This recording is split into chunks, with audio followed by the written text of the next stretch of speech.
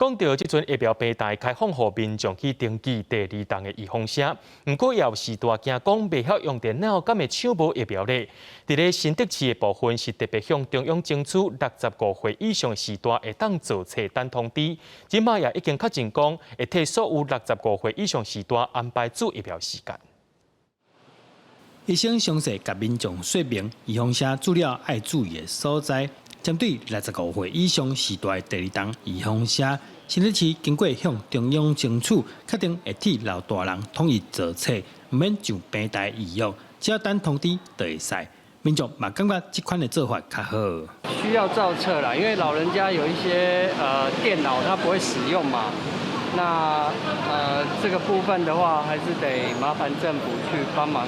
人民这样。老人家他可能不太会用手机的话啦，那可能只能靠他的子女吧。目前新德市有超过8成的65岁以上时代已经做过第一档预防针，接下来同款会主动做册，通知时代来自第二档。未来我们会透过原有的这些资料持续造册，然后发通知单，邀请他们来施打第二剂的疫苗。我还是会持续提供3个贴心的服务包括免费的这个疫苗计程车，以及富康巴士，还有到宅服务但是65岁以下唔知安怎登记的时段，市政府保释疫苗服务专线，只要提供基本的资料，就有人安排注疫苗的时间。记者刘君豪，新德报道。